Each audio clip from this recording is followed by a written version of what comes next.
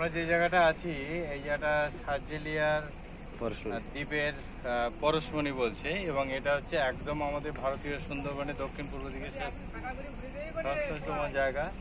তো এই যে আমরা এই যে বাঁধটা দেখছি, এই বাঁধটা অ্যাকচুয়ালি পুরানো বাঁধ, মানে আমার বাপ ঠাকুর দ্বারা যখন দেখেছে তখন এখানটা কিন্তু একদম ঘন জঙ্গল ছিল। আর এই আয়লা হওয়ার পরে যে মানে ড্যামেজ হয়েছে, বাঁধটা ড্যামেজ হওয়ার পরে প্রচুর পরিমাণে বিস্তীর্ণ অঞ্চল একদম নষ্ট হয়ে গেছিল। নষ্ট হয়ে যাওয়ার পরে কিন্তু আমরা এখন যেটা দেখছি সেটা হচ্ছে একটা কংক্রিটের বাঁধ, ইট বালি সিমেন্ট দিয়ে তৈরি হয়েছে। এবং এটা বাঁধটা দেখে যেটা বোঝা যাচ্ছে শক্তপোক্ত, এবং নদীর যে ঢেউটা হবে সে তার শ্বাস ব্যাকস ধারণ ক্ষমতা হয়তো ভালো আছে। কিন্তু আমার প্রশ্নটা সেই জায়গাতে নাই। প্রশ্নটা হচ্ছে যে বাঁধ হয়েছে এটা ভালো, এটা সার্বিক উন্নয়ন, এটা ভালো কাজ। কিন্তু এই যে বাঁধটা ভেঙে গেল, এই ভেঙে যাওয়ার সামনে আমরা কিন্তু দেখতে পাচ্ছি অনেকটা জায়গায় কিন্তু চর আছে। এই চর অঞ্চলে কি গাছ কি লাগানো যায় না?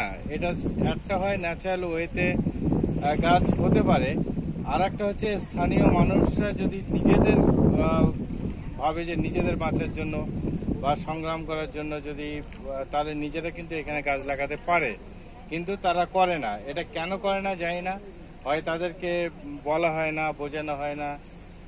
নিজের ভালো তো নিজেরাও বুঝি আমরা, সেই একটা পাগলে বলে পাগলের ভালো নাকি বোঝে কে, এরকম বিশ্বাসটা আছে।